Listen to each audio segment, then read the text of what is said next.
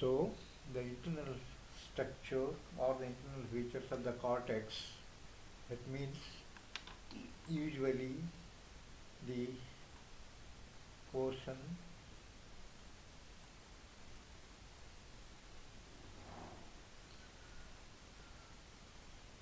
that you already computed of that lobes and the gyrus and sulcus.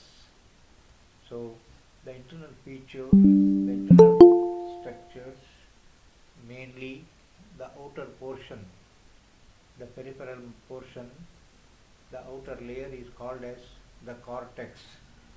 That cortex is called as cerebral cortex. That is outer portion. Then again, internal, there is a white matter.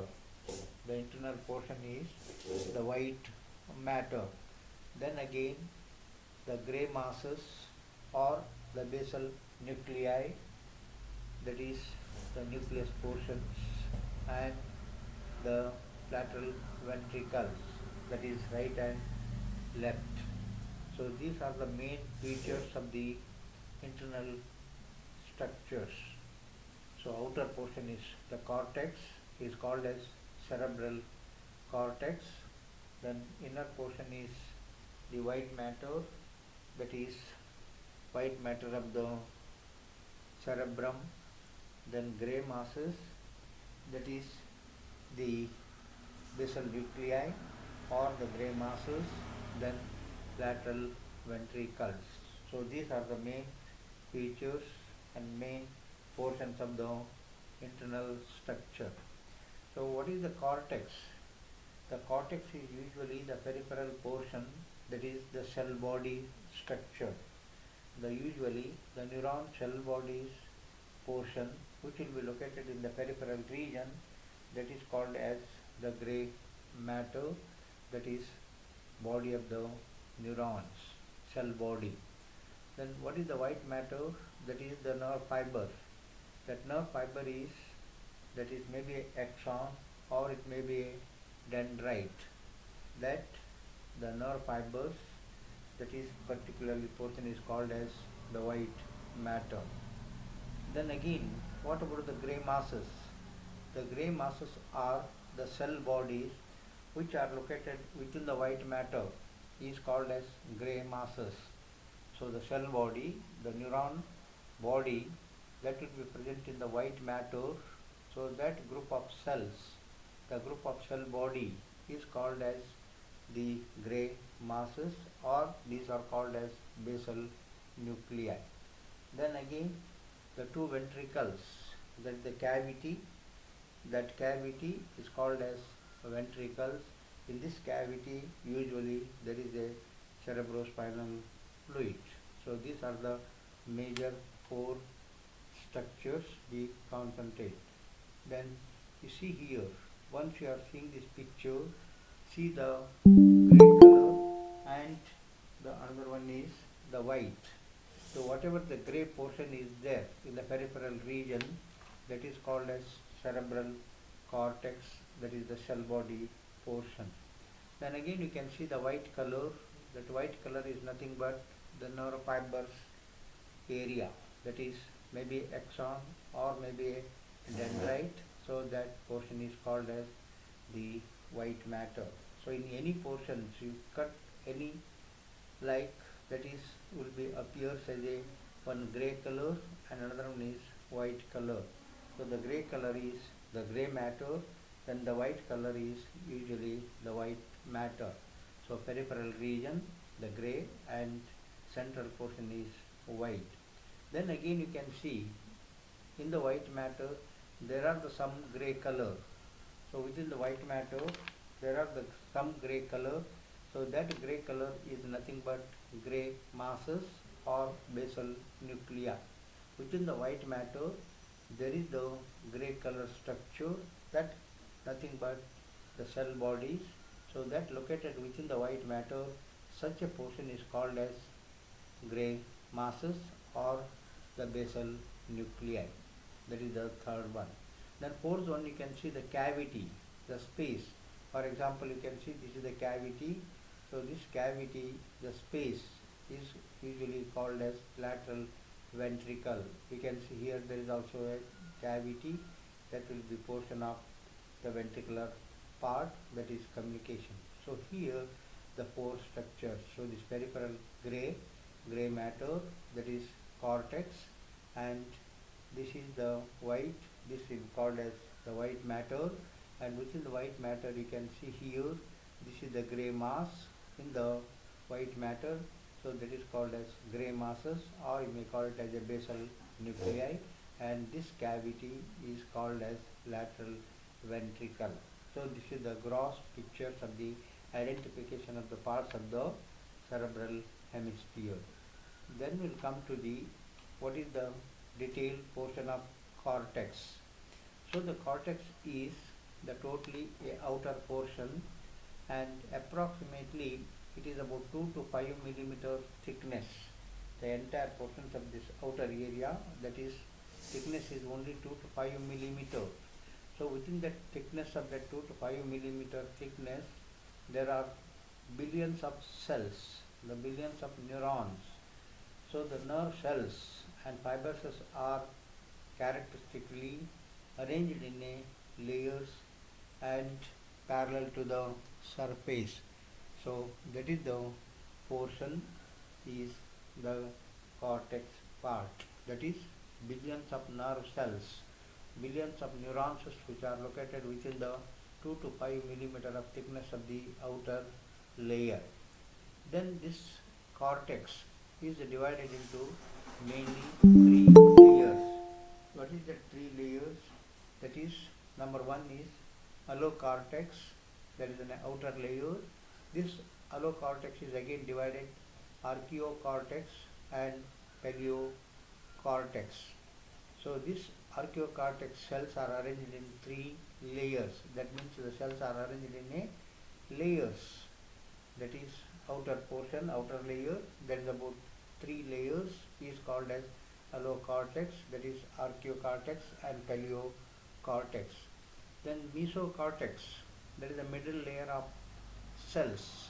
So these cells are arranged in between 3 and 6, that may be 4 or 5. That middle layer is, that is arranged cells in a 3 layers, in between 3 and 6 layers, that is 4 or 5 layers. Then isocortex, there is an internal layer. That internal layer, the cells are arranged in a 6 layers. So in isocortex, the cells are arranged in 6 layers. So just you have to make it a concentration, that is the cortex divided into 3 area, allocortex, outer layer. So this outer layer is usually 3 layers. Then mesocortex, that is the middle layer. So here the cells are arranged in between 3 and 6, that may be a 4 or 5 layers. Then isocortex, that is innermost inner layer, that is also called as neocortex. These cells are arranged in 6 layers. So this is just arrangement of the cells in a layer form. That totally, that is 3 major layer portions: allocortex, mesocortex and isocortex or neocortex. Then again, what is the nerve cells in the cortex region? So usually there are 6 type of cells are arranged. There are usually 6 type of cells. That means the shape will be some differentiation, that's all right, but that is neurons, but they have a different type of cells, usually in a different regions of the cortex. What is that? Number 1, the pyramidal cells. So these pyramidal cells present in the all parts of the cortex, especially more in motor area. So make about 2/3 of cortical neurons are pyramidal cells.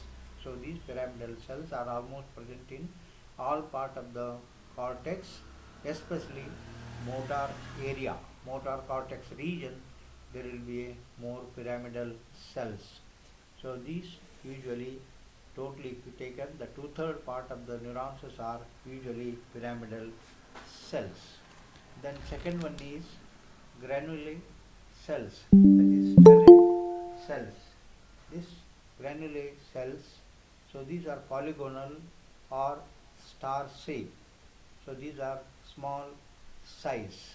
They are polygonal or star shaped cells. These are small in nature. Then pleomorphic cells. So pleomorphic cells are modified pyramidal cells. So these modified pyramidal cells are pleomorphic cells. So number one, pyramidal cells. Number two, granule cells. Number three, pleomorphic cells. All are neurons, but they have a different shape, different nature. Then fourth one is fusiform cells. So these are less numerous and found in the deepest layer of the cortex. Particularly these cells are found in the deepest layer of the cortex region.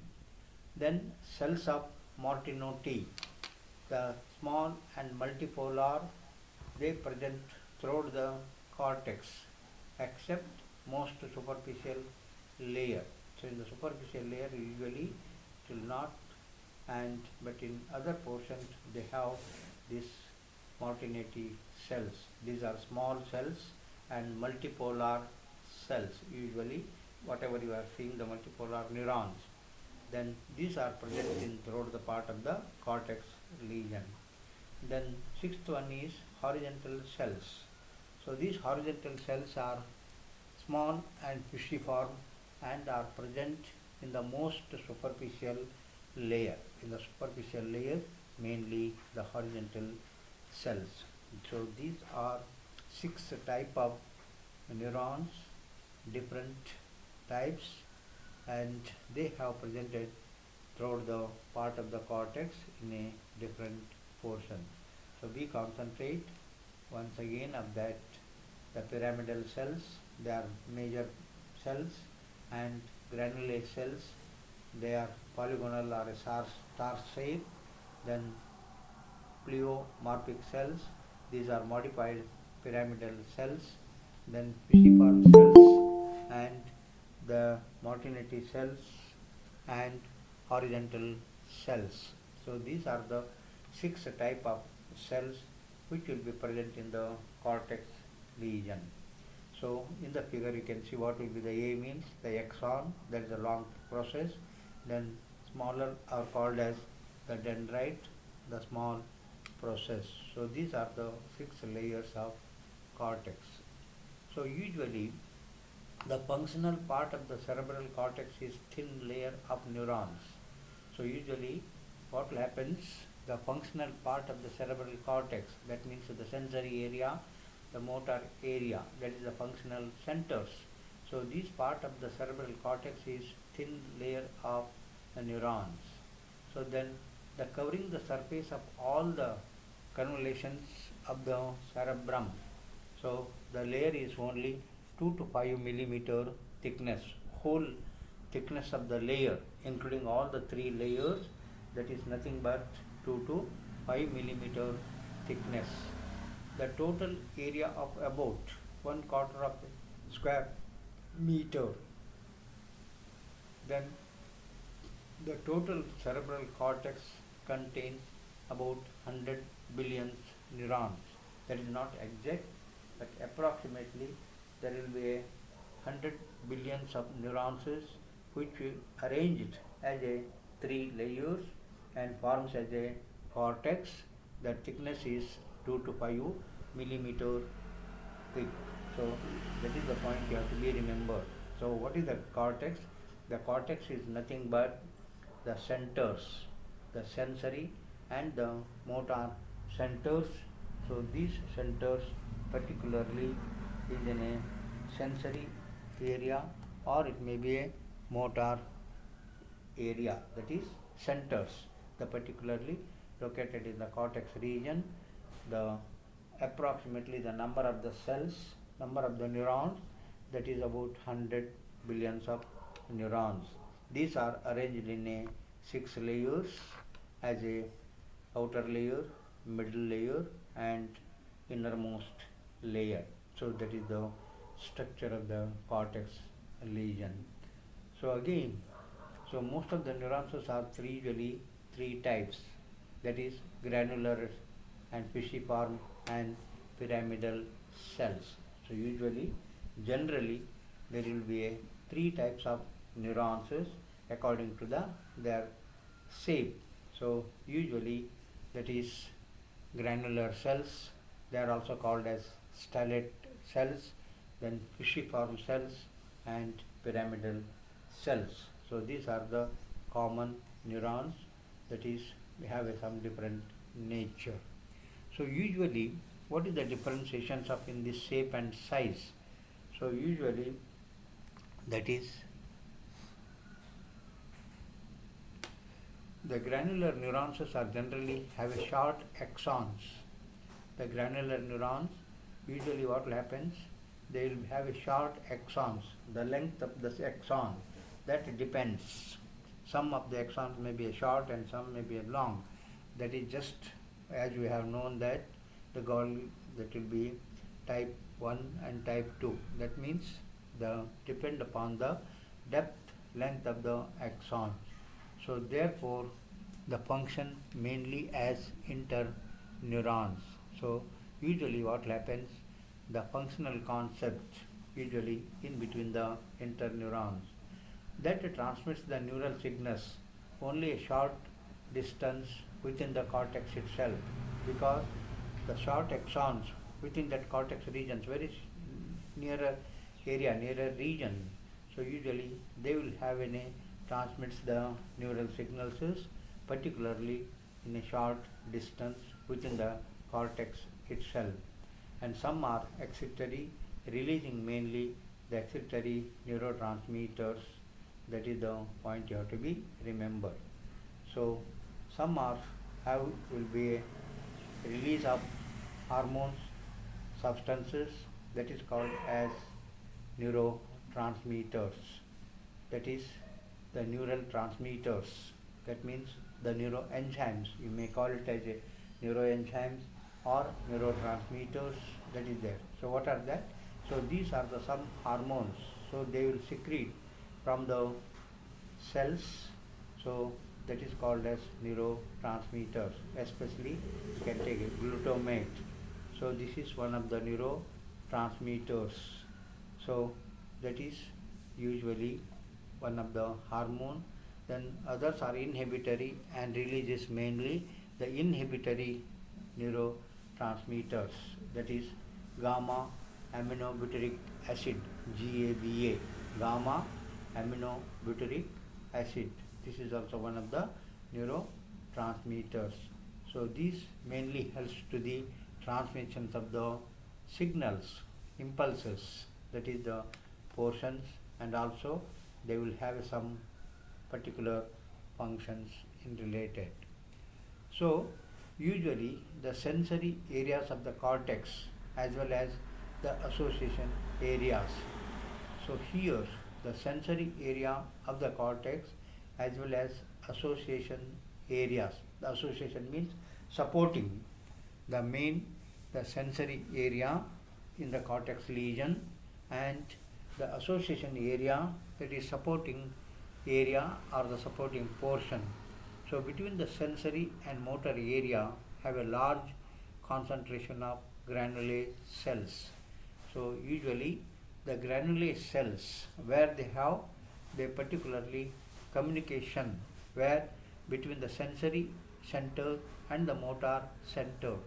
So the connection in between the sensory center to motor center, so there usually you will get it the granule cells.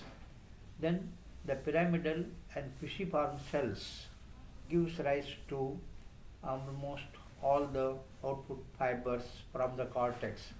The pyramidal and fishiform cells usually what happens, they have connected from the cerebral cortex to the other region. Outside region means the long axon, so they will connect it to the outer portions. What is that? They are the source of the large nerve fibers that go all the way to the spinal cord, from brain to the spinal cord. That means from the part of the cerebral cortex to the spinal cord. So usually that will be a pyramidal cells, that is having a long axon. They will be lengthy axon. They connected from the cortex lesion to the spinal cord like that. So they are usually pyramidal cells. They are the source of the long axon and large nerve fibers that go all the way to the spinal cord. They also gives rise to most of the large subcortical association fibers, bundles that passes from one major part of the brain to the another part of the brain. For example, cerebrum to the cerebellum, or cerebellum to the cerebrum, cerebrum to the medulla oblongata, like that, different part of the brain. So that is the point you have to be make it remember of this group of cells, name of cells. Just it is for the knowledge and study purpose.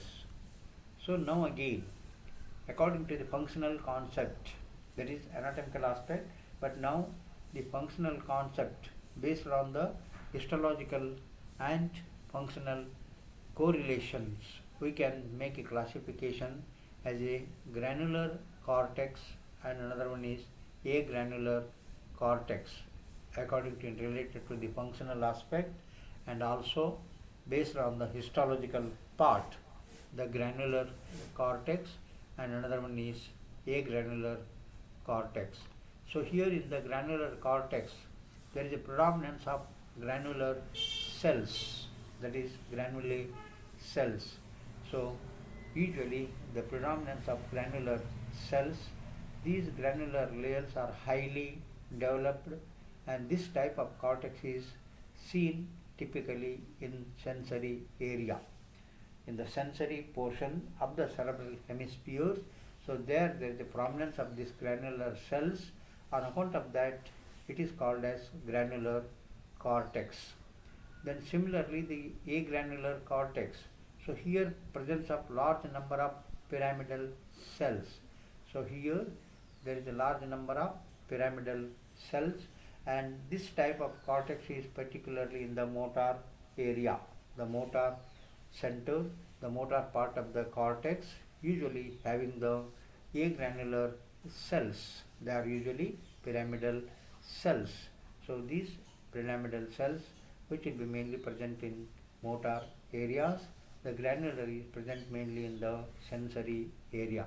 That is just according to its shape, size and location, that will be considerations as in brief functional concept. As I told, this is the sensory area. So okay, that usually anatomically that consists the granular cells, that is one part. Then agranular, that mainly consists the pyramidal cells, that is called as usually motor area. That is just for the identifications. The most of the incoming special sensory signals from the body terminate in cortical layer. So usually that is in the sixth layer. The most of incoming specific sensory signals from the peripheral to the center, that transmitting the sensory impulses, so that signals that will be terminate in cortical layer of sixth, that means sixth layer. So that is the usually incoming specific sensory. Then most of the output signals leave the cortex through the neurons located in layer fifth and sixth. So just you have to be remember the differentiation. So sorry, that most incoming specific sensory signals is, that is in the layer of fourth, not sixth, fourth layer. The incoming information, the incoming sensory information or the impulses, signals transmits from the peripheral part to the center, to the cortex, that is the layer of fourth. Then most of the output signals, that means motor impulses, motor signals, they leave from the cortex to the peripheral, central to the peripheral that usually transmitted from that origin is that is usually in the layer of fifth and sixth layer, that is transmitting output layers. So very large fibers to the brain.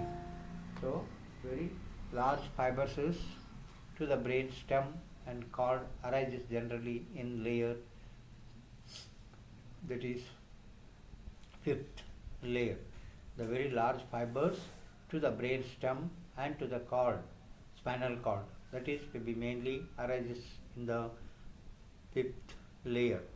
The tremendous numbers of fibers to the thalamus that arises in the layer of sixth.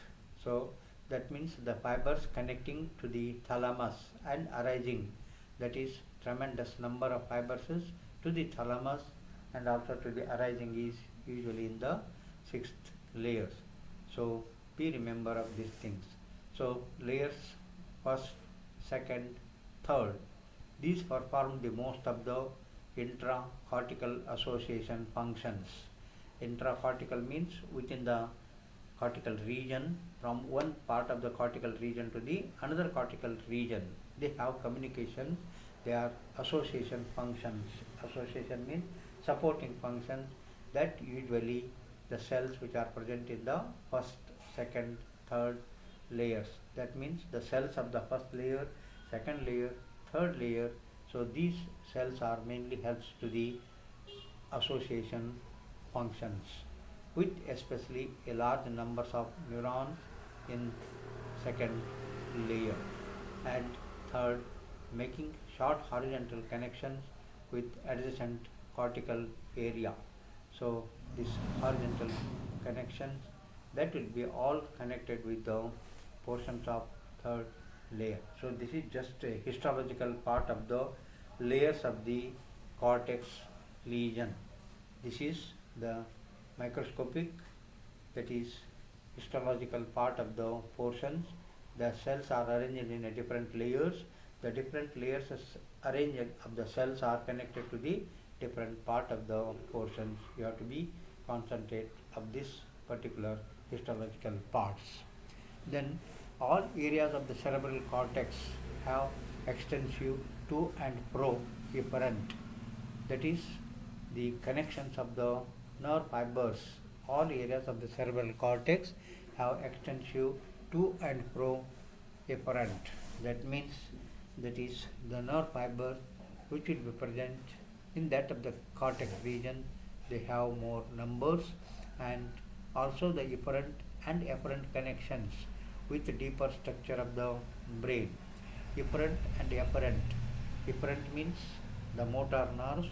The efferent means the sensory nerves. That means the nerve carries the motor impulses. The nerve carries the sensory impulses. So these sensory and motor impulses carrying the nerve fibers connecting with the deeper part of the brain. For example, the peripheral to the deeper part. Say for example, from the cortex lesion to the basal nuclei, or in the other part of that nuclei of the brain. So like that the connection. So it is especially important to emphasize the relation between the cerebral cortex and the thalamus, subdivisions of the thalamus, or even you can take it any the portion of the hindbrain, maybe a medulla, or maybe a pons, or maybe a cerebellum region. So usually that is the point important. Then when the thalamus is damaged along with the cortex, the loss of cerebral function is far greater than when the cortex alone is damaged. For example, in pathological conditions, or if the thalamus damage including this cortex lesion, so usually great damage. Suppose some part of the cortex is damaged, it is not that much, but once the thalamus is also included in related to the damage of the cortex lesion, then it is very danger, very problem. Why? Because of that, the most of the sensory impulses receiving from the different part of the peripheral region, all they transmit first to the thalamus, then from the thalamus to the cortex. So that is why the thalamus is very important, the area in related to the communication between the center and peripheral, because most of the sensory impulses, whatever it may be coming from the peripheral region, so that sensory fibers, that they will transmit to the cortex. So that is why thalamus is a very important structure and very important part. If the damage of this thalamus included in the cortex lesion, it is very much problem and very much damage. So if the any some part of the cortex is damaged, it is not that much. So that is the point you have to be concentrate in that of the portions. So just in the cortex operates in close association with the thalamus and can almost be considered both anatomically and functionally a unit with the thalamus. Whatever it may be, the communications efferent or efferent, the cortex operates with a close association with the thalamus. That means there is a close relations, there is a communication in between the cortex and the thalamus. So thalamus is one of the important point that is considered as a both anatomical aspect and as well as functional aspect. In both aspect, the thalamus is very important point in that of the region. So the thalamus and the cortex is the communication and they have in a together. So that is why in some situations, in some conditions, we are going to make it thalamocortical system. Thalamocortical system means thalamus, cortical, cortex. There is a link, the communication between the thalamus and cortex. So it is very important, and that particularly in some cases, in some particular part of the portions, that is called as thalamocortical system.